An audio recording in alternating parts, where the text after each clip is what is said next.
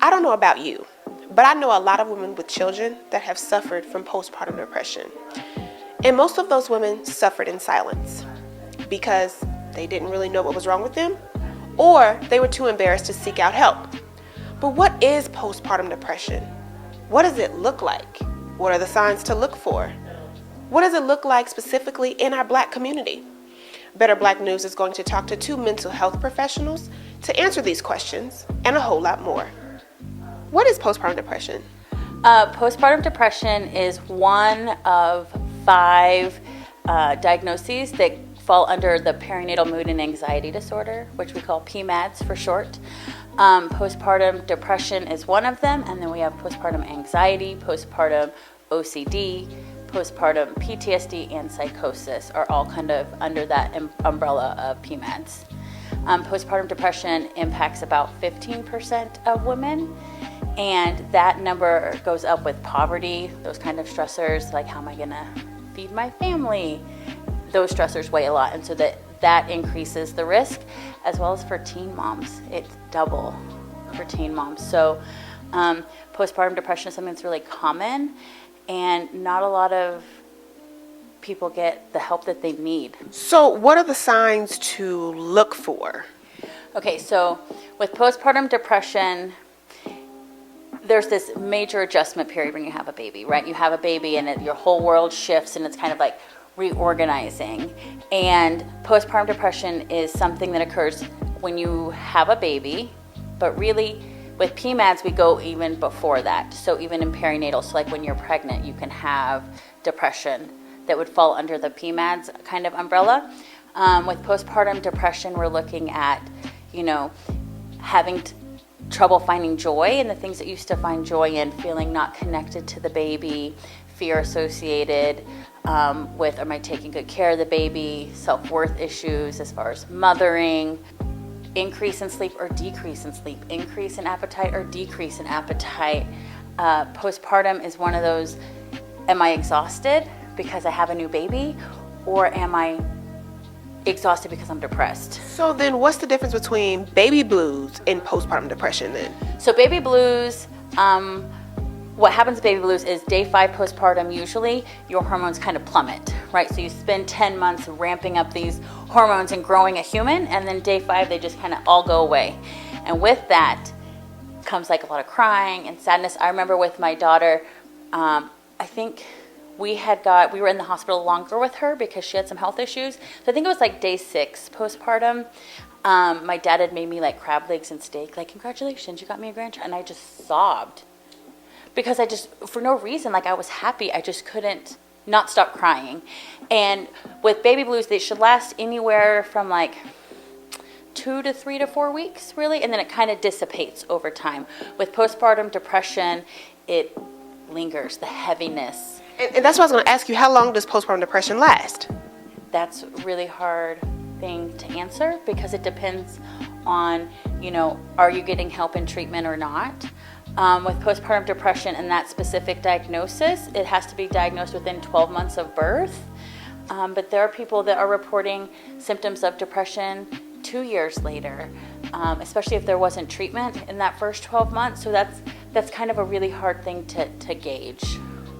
So specifically in the Black community for postpartum depression or PPD, what does it look like in our community? Because I know it looks different. Mental health, period, looks different in our community. What does PPD look like in our community? I want to first start off saying when it comes to PPD in our community that it has to do with things that actually start off and spring from women's health. We deal with a lot of stressors as women of color. We have more, for example, medical issues than the average woman who's not Black. We have more mental health issues that we deal with for women that are not Black. We even make less of a dollar than a man than of a white woman in being Black. So we already have these stressors going into pregnancy. And so what I like to call in dealing with Black women, we always survive at about what I like to call like turning on a stove at about a 3 or a 4 in stress, and then we enter into pregnancy. Going into pregnancy too, around 70% of Black women are doing it this of their own, meaning they're single, and so that's a stressor within its own. And so when we already have those factors, me entering in the door as a therapist for a Black woman, I'm taking care of things that were presented prior to pregnancy or things that may have rose during pregnancy. And this is kind of where this PPD that I see starts to begin. So when we have this baby, we may be experience what we know Black women experience 3 to 4 more times than any other woman of color are issues during delivery. Whether that has to do with our baby or whether that has to do with us almost being a near miss of passing away from delivery. We know that experience can jump into causing depression just within itself. So if we know all of that, why don't we seek help? It really has to do with, do I have time? It also has to do with, do I have insurance? Am I going to be able to cover co-pays? That's a big thing that we deal with as well. We have a high percentage of women in the state of Oklahoma that are on Medicaid, and it lasts only 2 months after delivery. So if you are in the PPD area where those symptoms show up within 3 to 4 months after delivery, who's going to pay for it? If we do not seek treatment, this will only result to issues maybe dealing with attachment with you and your child. Maybe your child will suffer from developmental issues or intellectual issues based on your inability to care for the baby because you're having depressive symptoms. You know, I'll leave with this. I say all the times to my mom, baby is only as good as you are. I think sometimes people forget that mothering is hard and they think that it's not supposed to be hard, you know? Yeah, I think especially in those first several months of having a baby, we have this idea of, oh, we're going to have a baby and it's going to be rainbows and sunshine and this great love. And this baby comes out and we have these weird sensations, right? And it's this juxtaposition, so 2 different emotions at once. Like I have this great overwhelming love, but also have you eaten enough? Have you pooped enough? How much do you weigh? And we kind of can get caught in these cycles in our head because we forget that yes, we're women and we're mothers and we're human, but humans are mammals and mammals are animals, and our jobs as animals is to protect our young. And so we can get kind of lost in this idea versus reality. The idea of what it means to be a mother, especially in the social media world, right? Like it's all so much more pressure when you see all these other people and how they mother, and then you get in it, you're having a hard time.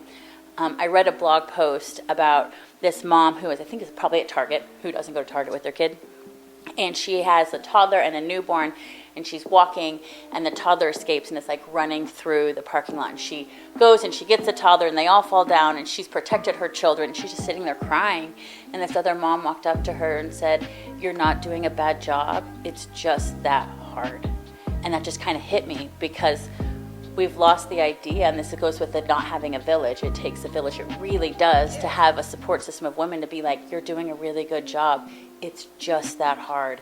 And that's why it's so important to be aware that you're not a bad mom if you're sad. You're not a bad mom if you're experiencing postpartum depression. You're just a mom doing the best you can.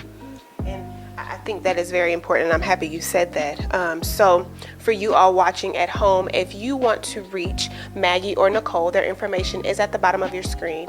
And also, if you want more information on postpartum depression information, you can Google Postpartum Support International. That information is at the bottom of your screen as well. As always, I am Jillian Whitaker reporting for Better Black News, reminding you to be better.